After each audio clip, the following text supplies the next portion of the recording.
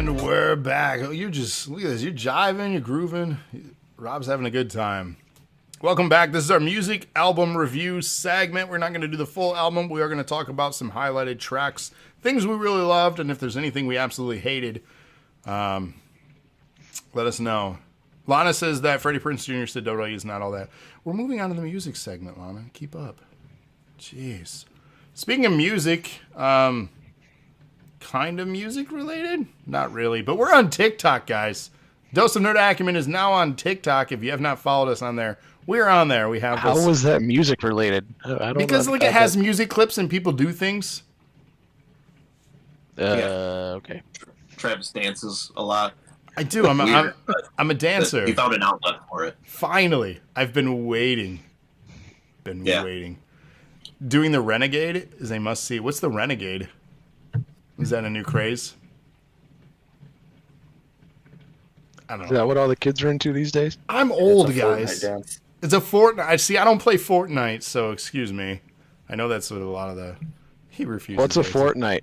Oh, come on. You know what Fortnite is. Everybody knows what Fortnite is. Doesn't mean you play it or like it, but you know what it is. 2 weeks. It's true.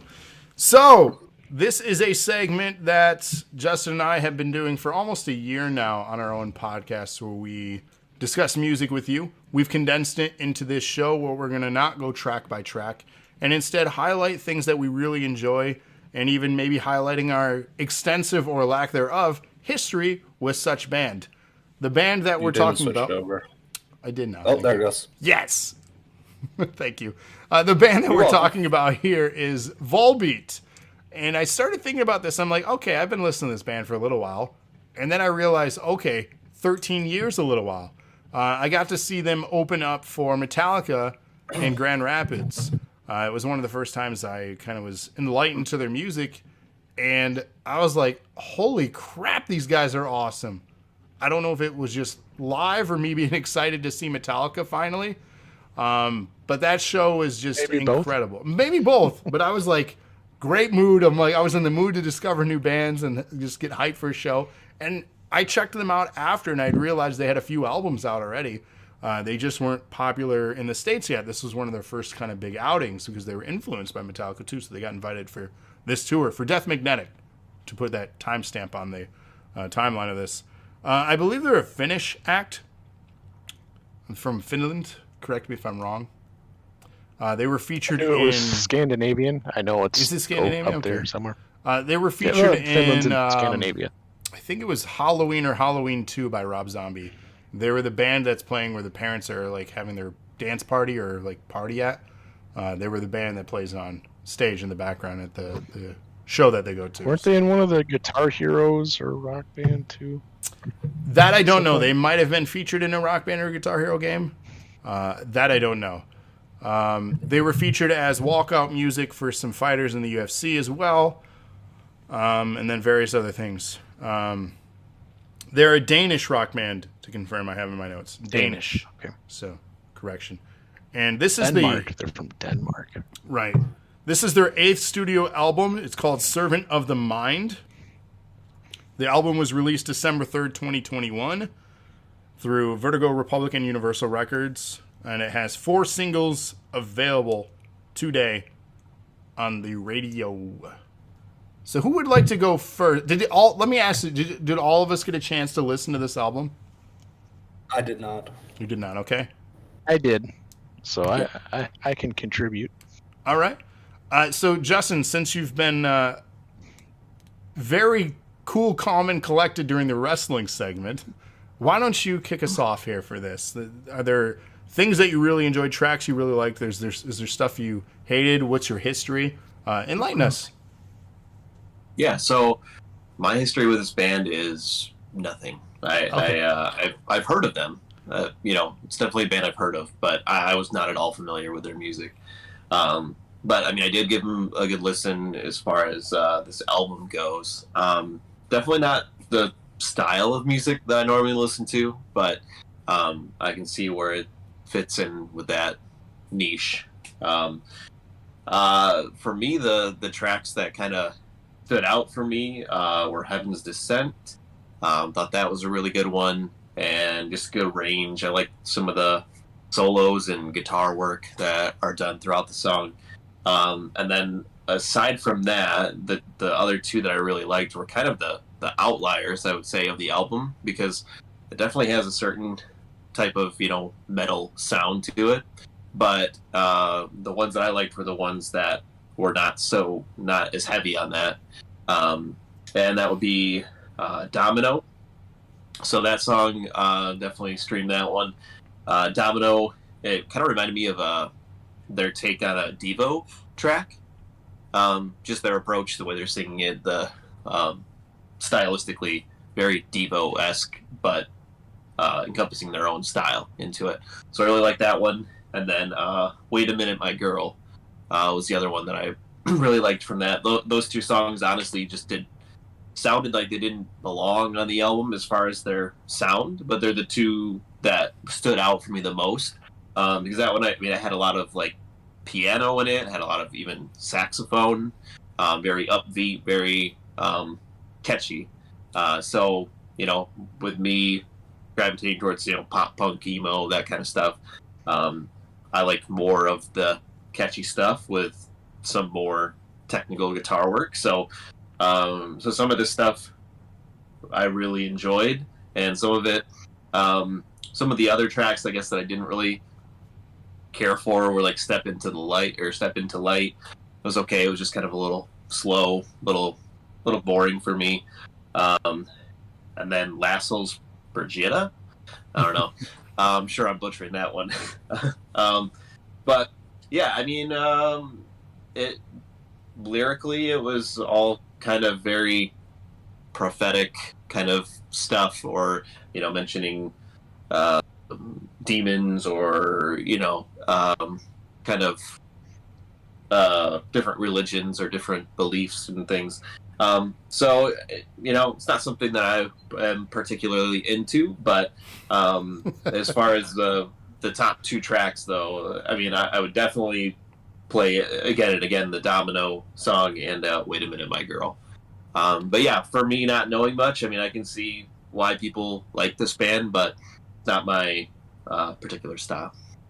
So the Domino track, I don't know if it was a cover or a reimagining or inspired by, but it was a Roy Orbison song. So I don't know if you're familiar. Classic, which fits if you're familiar with this band is inspired by. So this band has a lot of influence of that time period, 50s, 60s. A lot of the stuff, like a metal rockabilly is what they try to call themselves. Yeah, so very, very much metal rockabilly. They love Johnny Cash, very inspired. You can tell. They love Elvis, very inspired. You could tell, and it shows in their work. But it's also infused with a Metallica, which is another band they really enjoy, and metal styling. Lyrically, again, is definitely this band's weakness. It's not one of their strengths, and that's not necessarily a bad thing. Sometimes. You mentioned you're not into demons? Like, I feel like I don't know you anymore. No. Not anymore. Okay. Because, like classic, Justin, you were the Satanist through and through. Yeah. Dark days. Yeah. That makes sense. Man. Let the man progress in his life, Trav. No, it's okay. fine. It's just amazing seeing this change in him. I know. It was good 6 years ago. You should have brought up this band, and I would have been. I should have. I knew it was a phase. I knew it. You blew it. I did. But yeah. But yeah, I just want to say that about the Domino one, and the single. One of the 4 singles currently is "Wait a Minute, My Girl," which is the one that you mentioned. Which, again, understandably, we've talked in the past why songs tend to stand out. Is because maybe they put more emphasis or gear it towards radio play, right, to get you to buy the album. So it makes sense why that's a standout. Do you like Lordy? Is it Lordy? Lordy? Lord? Talking about the artist? Yeah, that was a question in chat to you. For me? Yeah, they're okay. I haven't really listened to like a full album. I've heard just the singles. So, nothing I ever thought to look into more. Okay. And Chad is also mentioning Cody attacking his taco, which that can be interpreted so many ways right now. I'm so hungry. How many of you eaten during this show? I only ate 2 and then I stopped for the entire show. And now I got. You 2 mean more you had to go. tacos sitting in front of you that whole time, and I like did, that's and I could amazing smell self-control. I could That's smell amazing self-control. I was just grabbing my Baja Blast and sipping on it. I didn't want to ask until the end of the show. I wanted to see if anyone was keeping count because you've just been munching on and off throughout the show, which is fine. I'll finish all 12 right now. I mean, go for it. I'll do it. So, I mean, yeah, that's your input on this segment since you didn't listen to the album, which is fine. Ty says, I looked around at Grab and Ira, and then I looked back at Cody and he got close to the screen, and you got spooked. Cody's just in his own world. He's just doing his own thing. That's not obnoxious. Jesus. Right. Just maybe mutiny. Good God. Lord. Yeah. So, I mean, overall, do you think you'll listen to their other work is really my question for you. Maybe. But I mean, I can say I've listened I can send you some more of the poppy stuff because there is on other albums. There's more like that. There's some very Johnny Cash stuff. There's some covers. There's a Hootie and the Blowfish cover that they do. Only Want to Be With You. Yeah, it's everything you wanted and more from them. There's a song called Counting, which is actually the song that made me a fan of theirs. They got some really good stuff mixed into their catalog, but like this album is a great example of a good chunk of their work. So like if you're not really into this, you're going to have to really scan and filter through a lot of their work because this is a good example of what their sound and style is. They've changed it up. Like their last album was a little different. They went back to their roots, if you will, on this one. Lana is encouraging this one's you not definitely to do it. more heavy. Like this, there's a lot on this one that's their heavier stuff. Most of the other CDs that I have listened to, like albums, there's more of the poppy stuff kind of mixed in. Yeah. It's more of a 50-50 mix, where this one it's kind of like 2 versus 11. Yeah. This one's definitely harder overall, which is fine. Again, if you like the sound, it's definitely for you. And again, Lana says don't do it. So Rob, Don't listen to Lana, she doesn't know what she's talking about.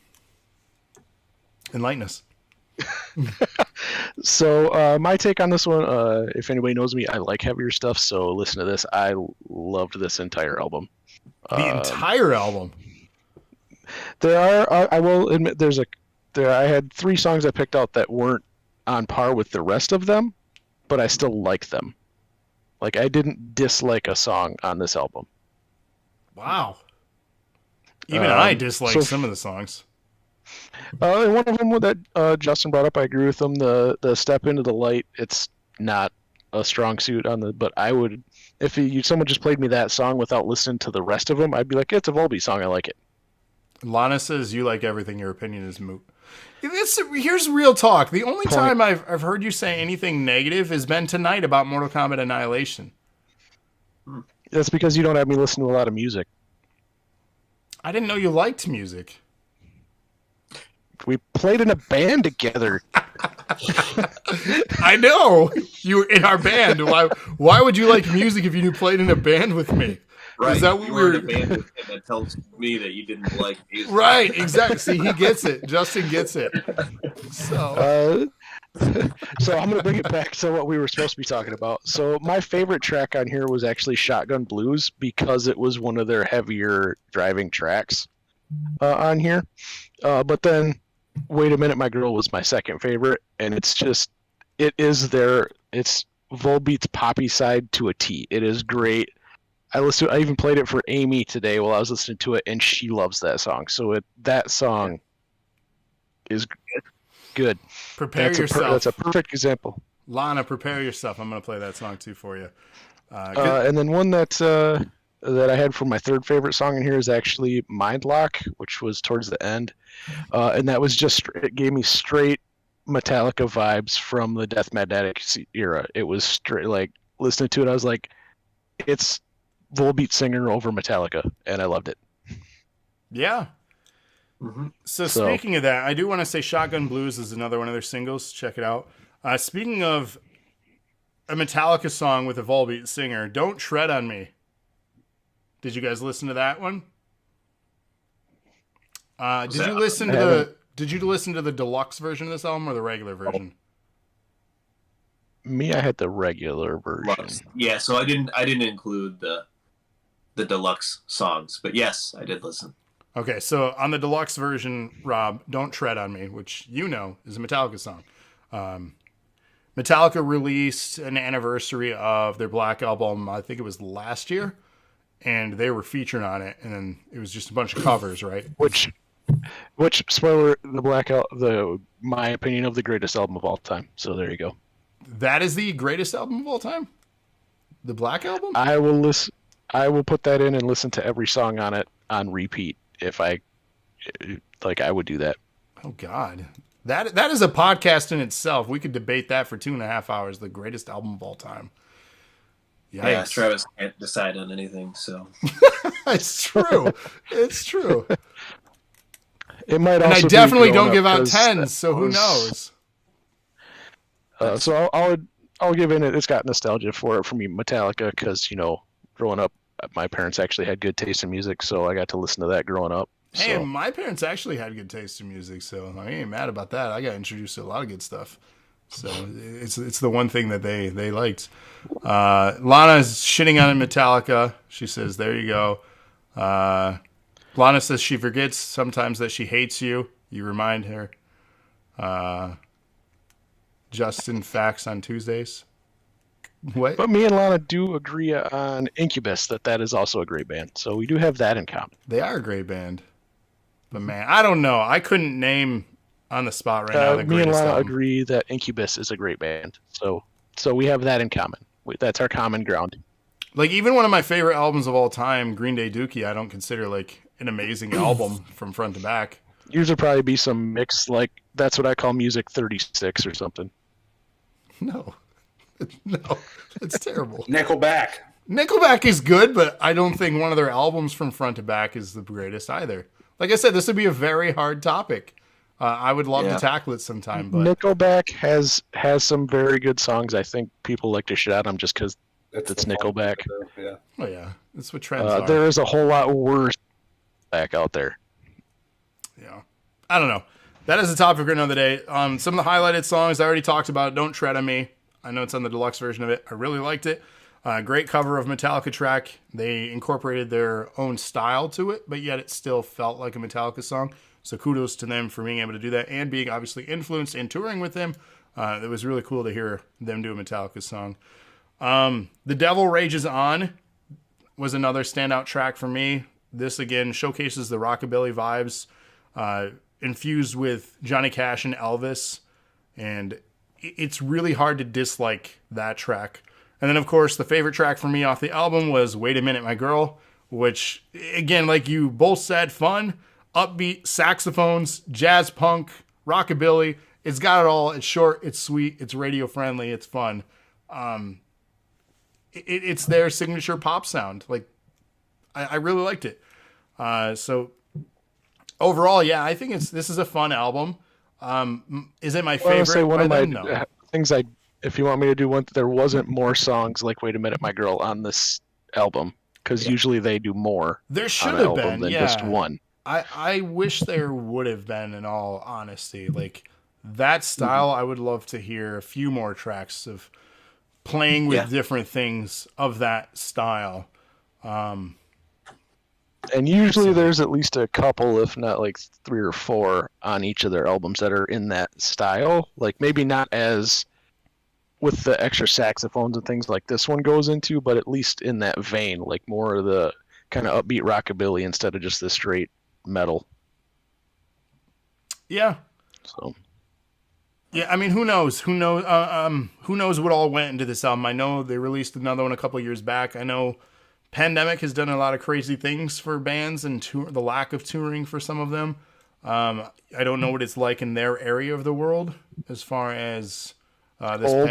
Well, clearly, but as far as like the pandemic and the ability to have concerts and stuff, because I know there's certain parts of the world that aren't as terribly affected right now as we are, and have different safety precautions and things, so they have some sense of normalcy. So I don't know what that's like. I don't know. And I've only been to one concert, two concerts, one during the pandemic this whole time. Mm-hmm. So, and it was an outdoor venue. So I miss concerts. So did you see what happened with Motion City? No, what happened? So I went to their show in Grand Rapids on the 29th, and then lead singer got COVID, and they canceled the rest of the tour. So it was the opening show of the tour. Is the only one they did then, or the only one they did? Holy crap! So, I mean, you guys in Grand Rapids did it. We did it. I knew it. Yeah, but they've now been rescheduled for the summer. But still, like, really, like they postponed it for so long, and they finally thought, oh, we can finally get back out there, and then shut down. 10-bit donation from Ty. Hip hip. All right. Yeah, it's probably one of those anti people in Grand Rapids. It exists out there. Some y'all crazy over there. Tell you. Hey, don't lump me in with all that stuff. No, I grew up there too. I know the people. There's good people, and then there's shake my damn head people. You know them. We all know them. They exist. I mean, that's everywhere though. Let's be real. It's not just Grand Rapids. They do exist. They do exist. It's true. I mean, hey, was it a fun show though? Are you glad you went? Oh yeah, it was a great show. But just that's crazy. Crappy outcome. Yeah, I mean that's the risk here. And then they got that When We Were Young tour keep popping up. You've been seeing that. We talked about that in very brief. Is that real? Yeah, it's real. You see now it's 3 days. Now it's 3 days, yeah. Because how would you fit all those into one? It's not possible. No. Like it's 3 days of the same act. So hold on. Do these bands only get like three songs? Yeah. It's like October 22, 23, and 28.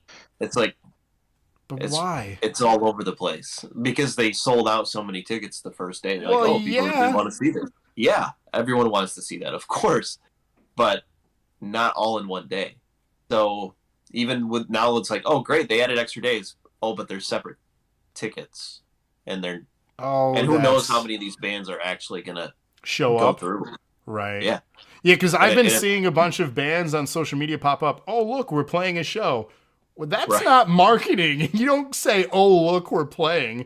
Yeah. I know All American Rejects was one of them. Where have they been? They haven't done anything in like 8 years. Right. That's crazy. Man, would I love to see that show? Hell yeah, I would love to see that show. Yeah. But I just don't feel it's an appropriate... Standing around with that many other people that would love to see that show right now. It's not even about the people. It's about how can you properly showcase all of these acts in a venue and have it function. Like this is bigger and more stacked than a Warped Tour or any other festival I've ever seen as far as nostalgia acts. Did you see the people that did the math? No. So it was like... It basically came down to 33 minutes per band with no teardown or setup in between. See, that's not possible. No way. No. So they're going to play like 2 or 3 radio hits, and they're going to have a rotating stage. To a Warped Tour where it was like every crowd would be like, we want to go to this stage. Okay, next it's this band. And the whole crowd just moves to different stages. But it doesn't work like that. There's at least like 14, 15 plus stages at a Warped Tour. This had what, less than 3? 3. Yeah, that's not possible. I've been to so many concerts in my life. The wait between acts is easily 40 minutes sometimes in some of these. Yeah.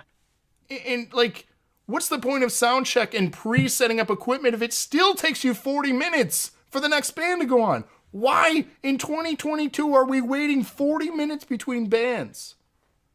Unacceptable. That's all right. They won't have to change drum sets because Travis Barker will be playing drums for everybody, so it's fine. He basically plays drums for half those people on that tour now. You're not wrong. Jesus. Lana says, isn't this put out by Fire Festival people? She says it's going to be a dumpster fire. And then she misspelled fire intentionally. Yeah, I was going to say, not those people, but it is by the people who did the Astroworld. So. Oh, God, yeah. Yeah, see, I don't know.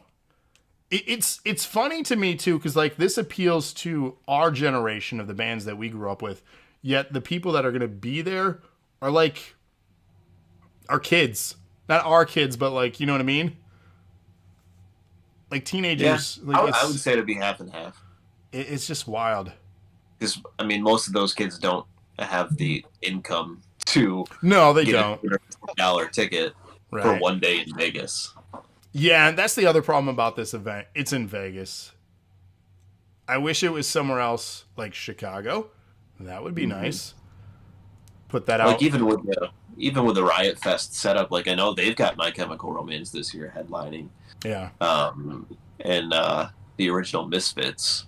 Wow. So, but they, I mean, they have 5 separate stages, and they're all spread out. So obviously, like, you know, if there is a teardown setup time in between, there's somebody else going on another stage that you can go to in between.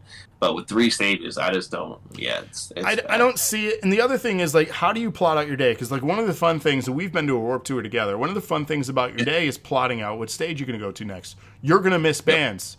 Like, who are you going to miss? Like, there are so many on the list of acts. I don't want to miss one.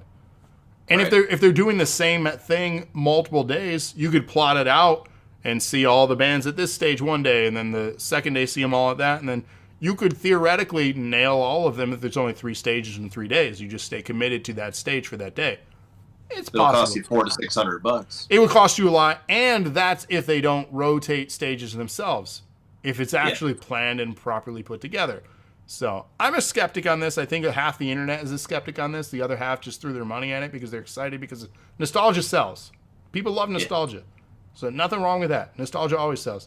I always laughed at the our parents. Remember, Rob, when we used to go to the Ionia free fairs and that stuff with your dad and Farm? Yes, thank you. And we would laugh like because they would see bands that they grew up with. Like, I'm like, who are these no names? We're now them going to wanting to see bands that were not relevant for the last 15 years. So, yeah. Not all of them, but yeah. Right. A good chunk of them, let's be real. Lana says legit thought it was fake. Yeah, it's one of those too good to be true kind of things because every now and then these little fake things pop up advertising things we grew up with. So it makes sense. But yeah, who knows? Maybe we'll. And you said this is October. Maybe later on this year we'll talk about whatever happened with this thing, and maybe we'll go. I don't know. Doubtful, but who knows? Is DNA going to pay for us to go? I don't know. Ty keeps dropping those 10-bit donations. we might be able to go. Do a remote stream while we're there? There you go. We'll have to take Ty with us, though. He helped fund it, so that'll be a stipulation. Those fat 10-bit donos, though. Those 10 cents. Gotta love them. It helps. It contributes to the channel. Lana says, no, we don't. Lana's being negative. Lana's so aggressive tonight. Why are you so aggressive? Because it's me. Yeah, I think it is. She sees iRob and she just wants to punch him in the face. It's a natural reaction. It's See, fine. now we're going. Trevor with 1-bit donation. Hip, hip. See, now we're going. We funded it. And Cody with a 25. Hip, hip. There you guys go. I'll give you a quarter. A quarter. Thank you. You guys are the best. That adds to the amount for the month. It does. It does. You guys are amazing. Let's go to our main segment of the show, what we're all here to talk about and reflect upon, and that was the year 2021 in gaming. Let me flip over to our last segment here, unless you guys got anything else to talk about music right now? No? Fancy. Let's flip over. 1 second.